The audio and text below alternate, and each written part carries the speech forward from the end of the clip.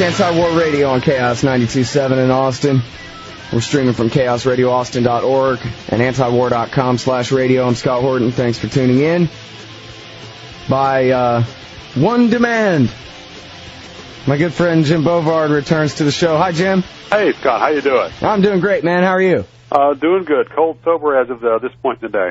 All right, check this out, man. That's good to know, by the way. I appreciate you putting that off for me. All right, I can do this off the top of my head. The farm fiasco, the fair trade fraud, feeling your pain, freedom in chains.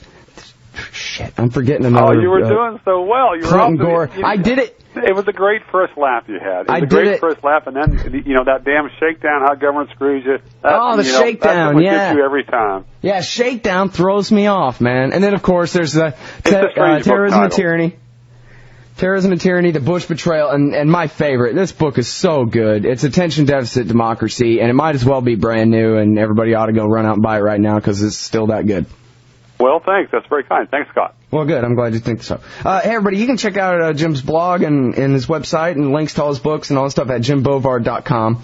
And, I think, Jim, you're the most accomplished libertarian journalist, if I can call you that. You're not the journalist part. You're obviously a journalist. I don't know how well you like the label libertarian, but anyway, you got a very anti-state bent. But what you do, you don't write about libertarianism. You write about government. Yeah, I mean, I'm comfortable with libertarian as a label, a small L. I mean, I'm libertarian on the vast majority of issues, except for those wool subsidies. I'm opposed to almost everything the government does. But you like the wool subsidies, though? No, that's just a West Virginia joke. All right. Yeah. This is like actual Virginia picking on West Virginia. Is that what that is? Well, I was raised about 30 miles from the West Virginia border, and I've never recovered. Oh, there you go. All right. Hey, let me ask you this, man. Is it the end of even sort of the theory of having a rule of law at this point? Well, I think that, Bush's executive order back in November 2001, where he announced in a military order that he had the power to label anybody in the world as an enemy combatant and strip them of all their rights and lock them away based on secret evidence, that by itself is one of the most direct attacks on the rule of law. And a lot of the other stuff that's come out has shocked people, but Bush laid out his fundamental principle very clearly 2 months after 9/11.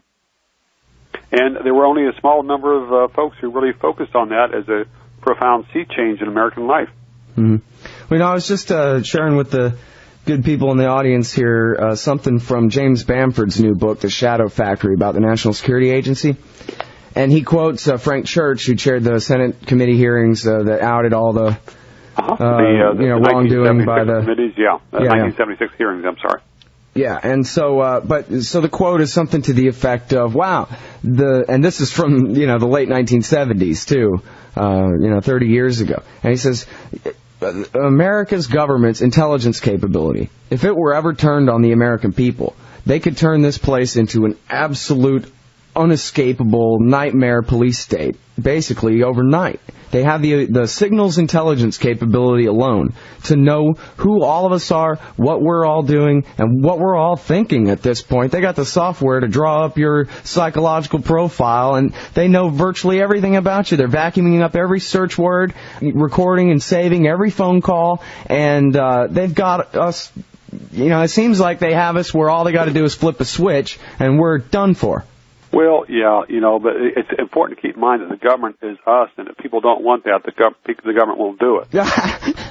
No, that's good. I haven't seen Bamford's new book, but he's done a lot of great stuff. I'm glad you had him on the air. I'm glad he's got another, bombshell of a book out there. It's a heck of a thing. I was going back. I reread a lot of the reports of the Church Committee from 1976 when I was working on terrorism and tyranny. Those folks did a beautiful job of laying out the nature of government gone bad. But almost nobody wants to hear about that. Almost everybody wants to hear that, well, the only thing we have to do is change presidents or change parties, and then government will be our friend again. But that's nonsense. Yeah, that's really the problem. You have half the people, generally speaking, half the people are for whoever's in power and half against, and then they just switch off every 4 or 8 years. And I guess there are a few of us, like on the margins, who hate them all or whatever, but pretty much everybody else seems to fall for this thing. Well, it's frustrating to see how many people fell for Bush's cons for so long, but then I had a similar frustration during the Clinton era. because it seemed, one of the most fascinating juxtapositions of the Clinton era, it was in late 1998, early 1999, that people thought Clinton was so dishonest. He was impeached. He had his trial in the Senate. He wasn't thrown out of office, but he was recognized as a lying son of a gun. And then a few weeks later, Clinton, launches a war against Serbia based on his own, basically on his own say. He didn't have hard evidence. He made a lot of false claims about genocide. There were no smoking guns like he claimed. And yet, even though Clinton had been recognized as dishonest for the impeachment trial, people thought he was honest enough to launch an attack on this European nation that had done no harm to America. Yeah, you're right. And it was just weeks after the end of the Senate trial. Yeah, but most people seem to have forgotten that, and unfortunately, a lot of the Obama supporters seem to think of the U.S. war on Serbia as a good war, almost like a lot of the older Americans think of World War II as a good war. Yeah. Well, I want to go back to, because I want to talk about these evil politicians in particular a little bit. Really? But I want to go back to the whole, total information awareness as combined with the theory of the plenary powers of the president and that kind of thing. The comment that I meant to emphasize, or at least get to, I forgot if I did or not, in that Frank Church quote was about how our old law is the only thing protecting us from this now, basically. And so then now we have this theory of the unlimited presidency who can override all law because the world is a battlefield and all these crazy things. And so I just wonder, like, how much danger you really think we're in about Church's warning that the full power of the American intelligence state could be turned against us. Well, Church had a great deal of courage in holding those hearings and issuing those final reports. A lot of people have forgotten that the next time he came up for re-election, conservatives targeted him and defeated him in 1980. Yeah. And partly because of the courage and revelations that his committee had done. I think we're in a whole heap of danger here because the government has been caught lying to us so many times about what they're already doing in surveillance. Mm-hmm. They have been caught, trampling the Constitution almost every time that some congressman goes to the bathroom. And it's like, and it's frustrating that the warning bells, there's a small percentage of Americans who have heard the warning bells, but most of them have simply rolled over and checked the latest sports scores or the latest TV updates, and they don't seem to realize that the government has become far more dangerous in the last 7 years, and it was plenty dangerous even before that. Yeah. A lot of the most well-meaning and caring ones get caught up in something like the Barack Obama for President movement. And, you wrote something interesting on your blog that I read where you said that, or maybe it was you were being quoted in a LA Times article or something and that was on your blog, where you talked about how the amount of devotion being, laid down for Barack Obama on the one side, and for Sarah Palin on the other. Now, obviously, the vast majority of the population seems to reject her, but there's a certain part of the population who just absolutely love her. I think you called her Joan of Arc or something. Oh, yeah. And you said, but that's a measure of how desperate people are, a measure of how out of power they know they are, and they want so badly to identify themselves with someone who has a chance at actually being in charge of things. Well, that's part of it, and there's such a deep hunger for a savior. It's almost theological at a point, because I think that's a lot of the response that Obama has generated among leftists and even some middle-of-the-road Americans. And it was fascinating to see within, basically 72 hours, Sarah Palin became the great hope for conservatives and for a lot of libertarians. I was surprised, because she stood there and she read her lines pretty well at the GOP convention, and all of a sudden, it's like she's just, there were all these virtues that were heaped upon her head, and you sit there and think, well, what in her life history justified that, or what in her performance after she was nominated justified that, and there was almost nothing there.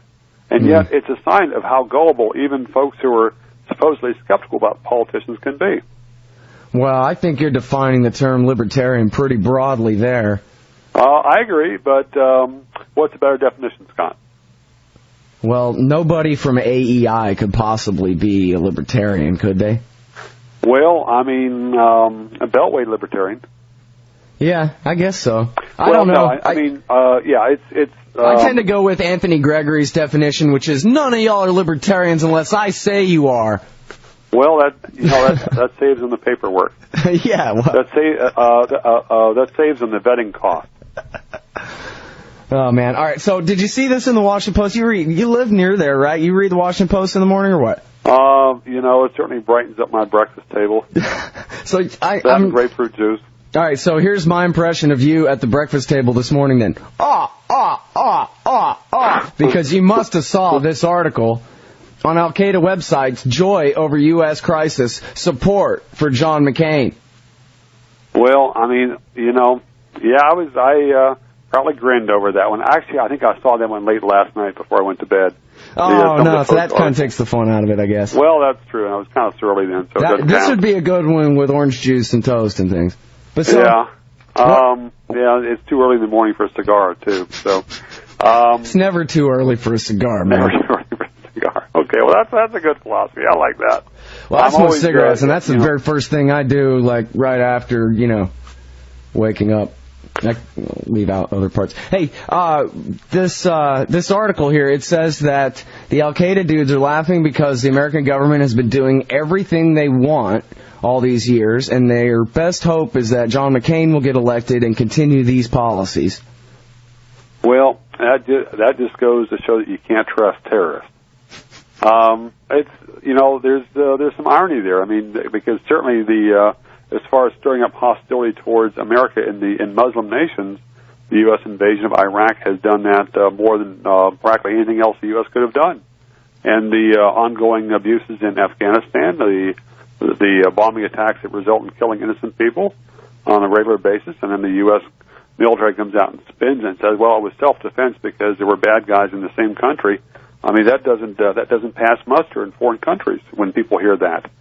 No, but a lot of this was foreseen by people. There were a lot of people in 2002 who warned that the U.S. would simply generate far more animosity by going into Iraq. If memory serves, Ron Paul made that point. He was dead on as far as his comments before the Iraq War. Yeah, in fact, if anybody goes to antiwar.com/Paul and look at the archives, they go back to, I forget, 2000, maybe early 2002, and he's got nothing but wisdom to say about why not to invade Iraq that whole time. One of them was 35 questions that won't be asked, or should have been called won't be answered. He was asking them. Yeah, he was very forthright. He was courageous, and he was right. I think that was a major part of the reason why so many people had such great hopes for his presidential campaign. Yeah, boy, I got to tell you, I wish the stock market crash had been a year ago and that campaign had been run with him explaining booms and busts this whole time. It would have been great. Well, or if he was still in the race now, he would be. I think his stock would be a whole lot higher at the same time the Dow's a lot lower. But next year in Jerusalem. So. Yeah.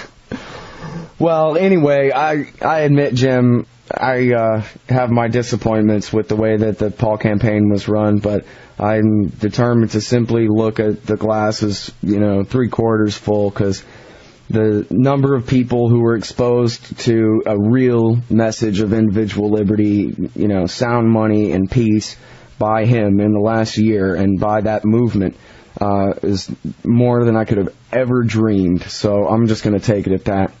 Yep, that's a good way to look at it. All right, so let me see here. Back to the whole, switching off from this savior to that savior and whatever. Okay. Here's what scares me. It doesn't scare me. It annoys me in advance. When Obama wins this thing, they say he's going to win this thing. I don't mean to assume too much about the future and whatever, but assuming Obama wins this thing, all these right-wingers are going to come and pretend that they agree with us again and pretend they're anti-government again. Yeah, I mean, people are someone asked recently what I saw as what I would miss about the Bush administration, and we had honest conservatives. I mean, in many ways, the conservatives were a lot more honest than they've been for a long time, because you had so many conservatives out there saying bluntly that the people that distrusted or criticized the president were acting like traitors. You had so many conservatives saying that the government should be on a pedestal. You had so many conservatives cheering at the idea of torching the Bill of Rights. And assuming that the Democrat wins 2 weeks from now, all of a sudden, a lot of these people are going to be suddenly saying that government is a big threat to our rights and liberties. They'll be singing the same song that they sang during the Bill Clinton administration. And some people are going to believe them and donate. And that's unfortunate. Yeah, it is, because you know what this really means? This means that from now on, like beginning in 2 weeks, I guess, which all I'm going to have to do all day is denounce Barack Obama for everything he's wrong about. But I'm going to have to preface it every time with, I hate you right-wingers, stay away from me, you love torture, you're not anti-government at all, you love it more than the worst liberal Democrat, you love it. Well, that's a long preface, Scott. I know, and I'm going to have to say that every single time before I start denouncing Barack Obama. It's going to be a real pain in the butt. Well, you know, I'll have to refine it a little, maybe. Maybe if you're able to come up with an acronym for that, you know, and have it explained in bold print at the top of your website, the stress blog, that this is the acronym stands for denouncing hypocritical right-wingers on torture, dictatorship, etc. Yeah, maybe that's a good idea. It'll be like Ditto Rush. It'll save you a lot of airtime. Yeah, it'll be like Ditto Rush. Oh, God. Okay, you know, I wasn't thinking about that. That's kind of chilling. No, yeah, wouldn't that be terrible if I became big, fat, blowhard asshole? Well, War is good. The liberals are bad because the liberals don't want to kill Arabs enough. Well, you know, but I think of those Scott Horton ditto heads, you know, I was around you a bit there at that Future Freedom Foundation conference in June, and it seemed like, you know, people left and right were saying, "Oh, you're Scott Horton." I mean, people were just, practically fainting at the mention of your name. Well, that's very nice of you to say. Actually, my proudest moment was when that one lady was going, "Wow, you're Scott Horton," and then I looked over and you were beaming, and it reminded me of my unc. Whenever he's proud of me, he's got this beaming look on his face. Well, and I thought, wow, I made Jim Bovard proud of me, dude. Look. Well, from what you said to me, there were a number of people who reacted like that, and it's really great. It's great that you travel across the country and you run into a whole bunch of your fans that you never knew you had. Yeah, it's sort of like I get emails sometimes that say, "Hey, I saw your bumper sticker on a car in Cincinnati." Oh, that's great. I love those, too. Yeah, that's what I need to do, man. Travel around the country and meet people more. Well, have a Scott Horton tour, maybe. Yeah, there you go. All I need is, the Koch brothers to pay my way or something. The Koch brothers. Well, I will try and pull some strings on that for you. Oh, good. I appreciate that. You can get me in with the bad guys. Well, don't know. Anyhow. Oh, James Bovard found a controversial subject he did not want to get into. Hey, Jim, did you know why it is? This is my little trivia thing for you. I don't know if you ever read Greg Palast, but check this out, man. Did you ever hear the story of why it is that Bill Clinton was only impeached for lying in front of the grand jury about his relationship with Monica Lewinsky, rather than from taking millions and millions of dollars from the Chinese government in order to pay for his TV ads in the re-election campaign of 1996, and then hiring John Wong, James Roddy's right-hand man, to work in the Commerce Department in charge of licensing dual-use missile technology transfer stuff? Well, it turns out that Bob Barr, as you may well know, asked for submitted impeachment articles before anybody ever heard of Lewinsky, and it was about that.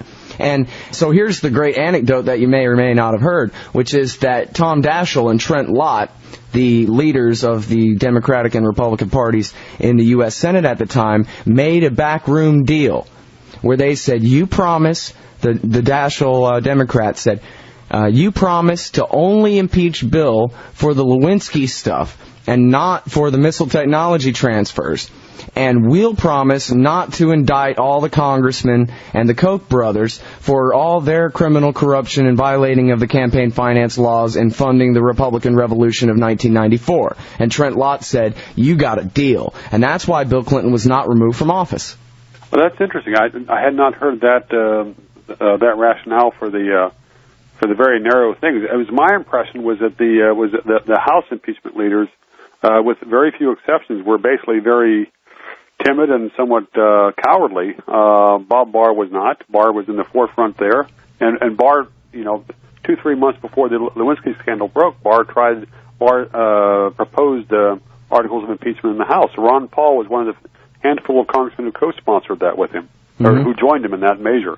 But that's an interesting theory. I didn't know that there was. Greg Palast has some fascinating stuff, and I should read more about that. Yeah, that one's in fact, I interviewed him about it once. I'll try to find the link and send it to you. It's in his book, The Best Democracy Money Can Buy, toward the back of the book there. But, I remember hearing Bob Barr on the radio in 1998 being asked by, typical pro-impeachment Republican radio show host type, how come we're not, in fact, it might have been on Ronald Reagan's son's show, now that I think about it. And he was saying, why aren't they going after John Wong and the Commerce Department? What's going on here? And Bob Barr was literally exasperated. This is one of the things that really made me want to respect that guy. He was exasperated and said, listen, this is what I'm saying. And he also, I believe, answered, I don't know why they won't let us go ahead with the real stuff. Something's going on. But there's some real impeachable stuff going on here that's being covered up, and instead we're going with the intern.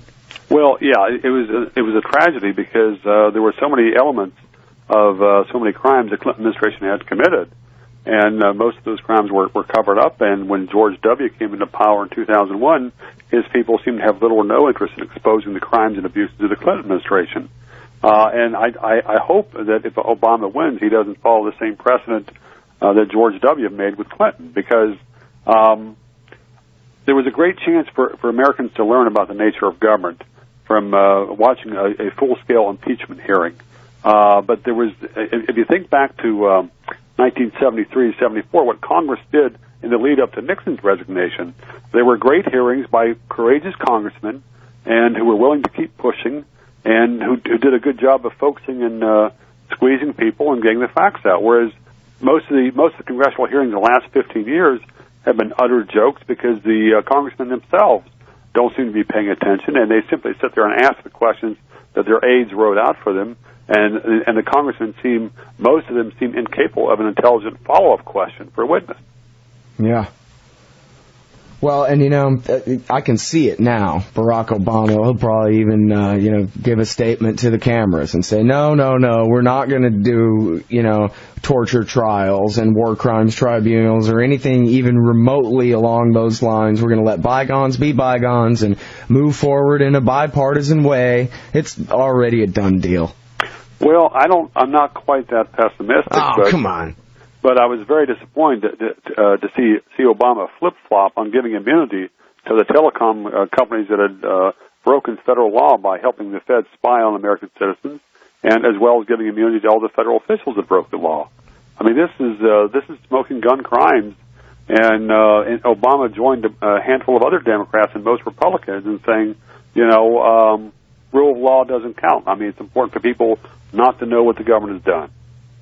Right, and after he vowed to filibuster any law that had any sort of immunity for the telecoms in it. Yep, that was a warning sign, as they say. It's nice that there are Democrats like Glenn Greenwald who've done a great job of holding Obama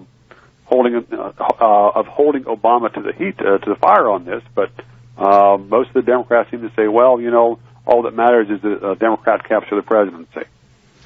Yeah, well, and I got to tell you, man, how much I agree with that, and I'm so glad that Glenn Greenwald is around and is going to be around, because he's not just going to hold Obama to the proper standards.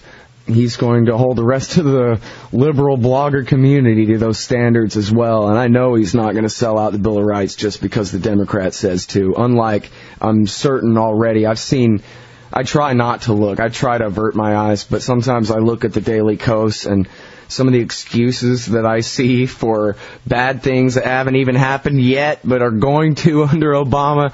Man, I get depressed. Well, yeah, it was the same thing, the same pattern that we saw in the late Clinton administration, because there were so many conservatives who were making sometimes even halfway eloquent statements on the danger of tyranny and dictatorship and violations of law. And January 20th, 2001, all of a sudden, it was like you had all these pundits on one side of the barricade. On one day, they suddenly walked over on the other side of the barricade. Right. But that's how the game is played in D.C. Yeah, well, that's the way it's supposed to be. Bill Clinton's mentor. In fact, John Basil Utley's professor at Georgetown, Carroll Quigley, he wrote back in 1966, that this is the way it should be, that the American people, he says, the only reason we ought to have two parties, one to represent the liberals and one the conservatives, supposedly, is so that the American people can, and like his little ironic quotes, not mine, throw those rascals out every 8 or even 4 years if necessary, without ever leading to any substantial shifts in policy. But we'll have a fresh-faced new team of go-getters to get in there with a clean slate to continue doing the exact same thing to everybody that they've been doing. Yeah, that's a great quote, and that pretty well captures the likely boar hogging of the American people after the 2008 election.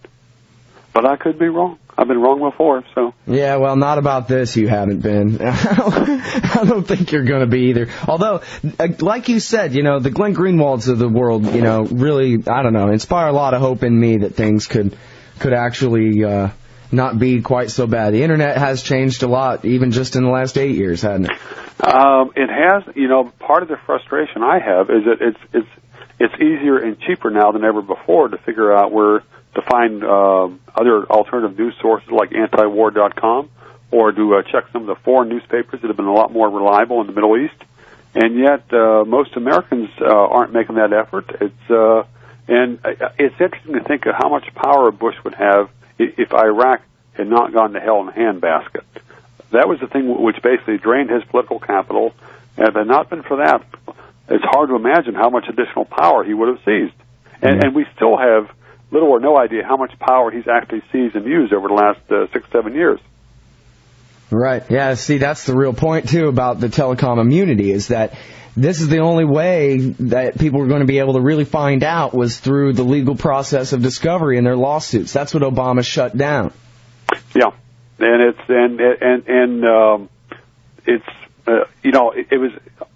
it was Congress agreeing with the president to give a pardon even before we had any or little or no idea who was spied on.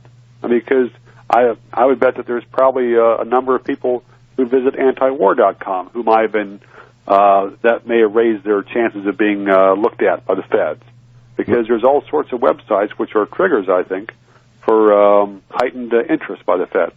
Yeah, well, and we know that they labeled peace activists up there near you. I forget if it was in Maryland or New Hampshire. Yep. Well, it was Maryland, and it was there was one peace activist group here, which I'd here in Montgomery County, Maryland, which I'd gone to a couple of their meetings. I was at a demonstration they were at, but I wasn't with them.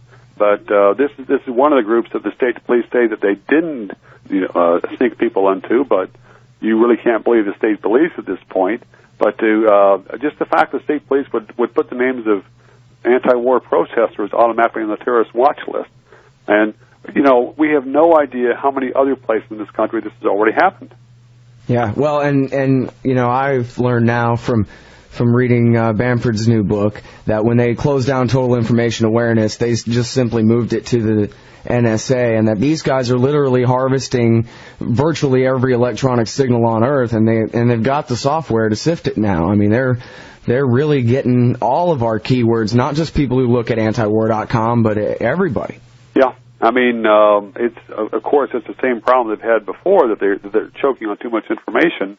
That's not the same thing as having brains, but no, it's far easier for the feds to shred privacy than ever before. But most Americans don't seem to give a patooey about that. Yeah, well, and what's funny too is, well, like you say, all this data doesn't amount to knowledge. At the same time, the responsibility kind of gets shifted from the people to the computers themselves. So like, I'm sorry, you can't get on the airplane. Well, why can't I get on the airplane? Because the computer says you can't get on the airplane. And it's nobody's fault anymore. It's like we hire a computer to do our fishing expeditions for us and persecute people for us, but then it's nobody's fault. Well, yeah, I mean, this is I'm sure that there have been a lot of dictatorships through history that would use a similar method of avoiding any individual responsibility. But it's sad that people accept that, because it's obvious that the systems were set up with the intent to go after a large number of people based on little or no evidence of their individual wrongdoing.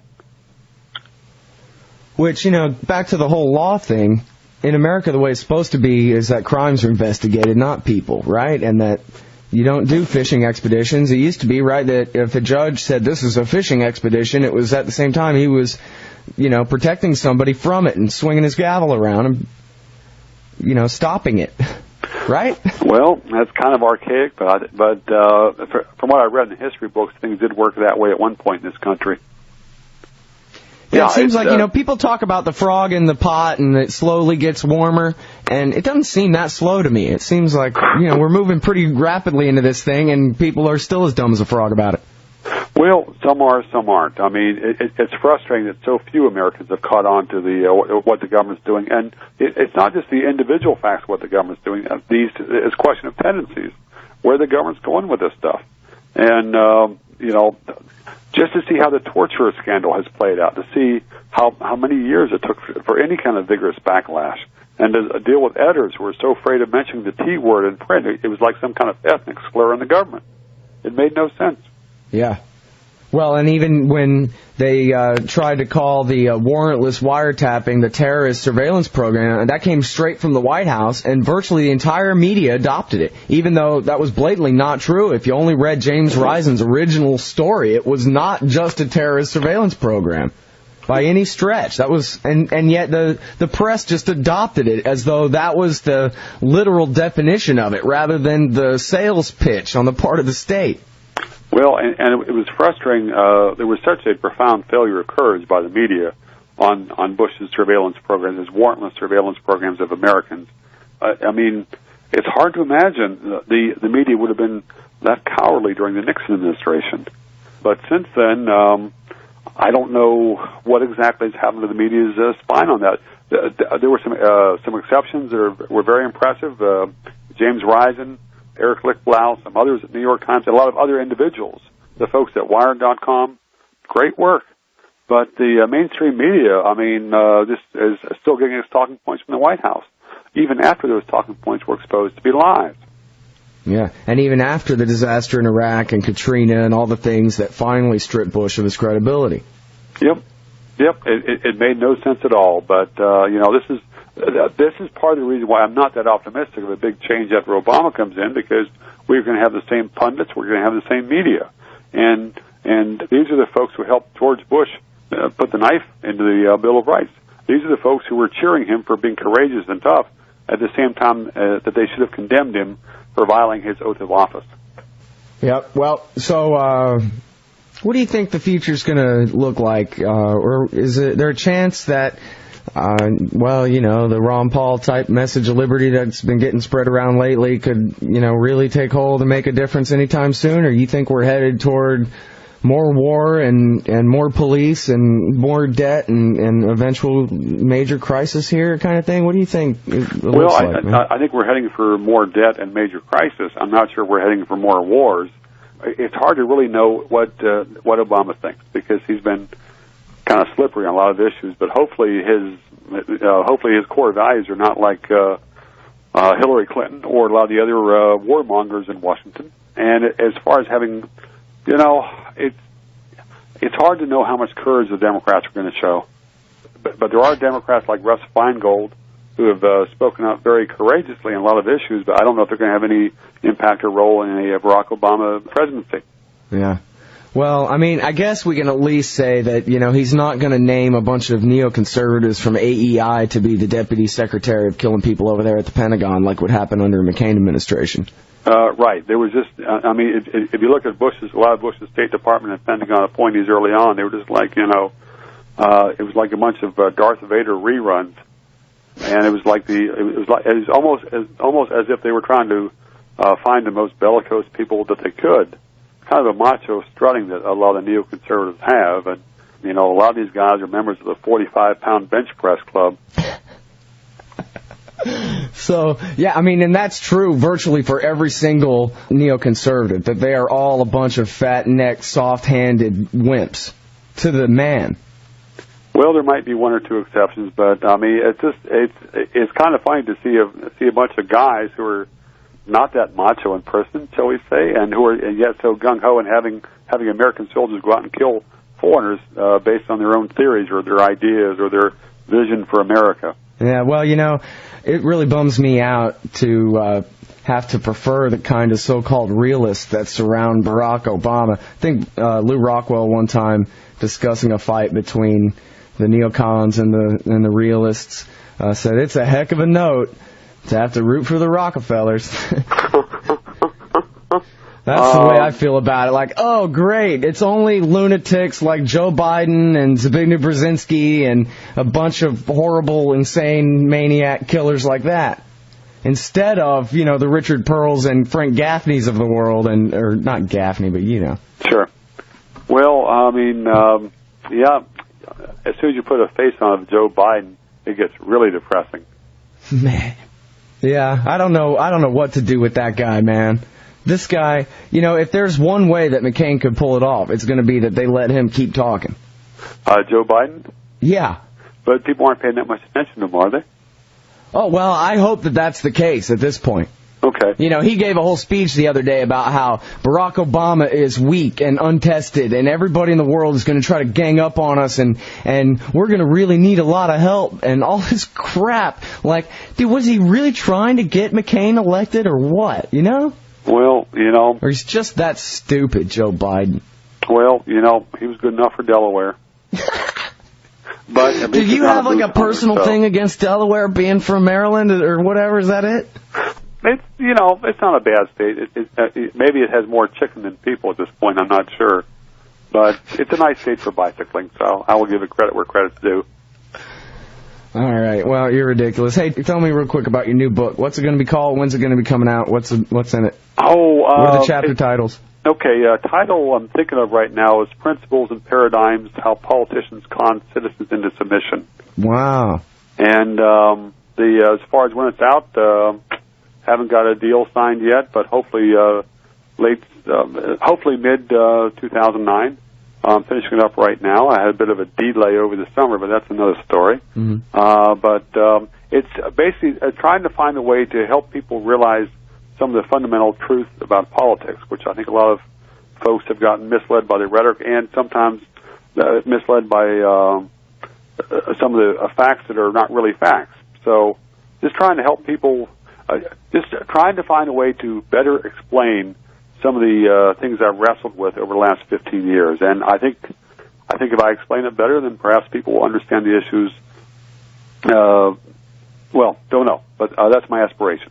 Well, you're the man to do it. You're a great writer, and I got to say again, because just like I said at the top of the show, that this attention deficit democracy is absolutely awesome. And if your new book is anything like this, it'll be good enough. You'll certainly educate thousands or millions of people with it, man. And keep up the good work, Jim. I love this stuff. It's really great writing. Attention deficit democracy. Run out and get it right now, everybody. James Bovard. It's JimBovard.com. Hey, thanks a lot for coming on the show, man. Hey, thanks for having me on, Scott. Good luck to you there. All right, talk to you soon. All right, bye. All right, folks, that's Antiwar Radio. See y'all tomorrow.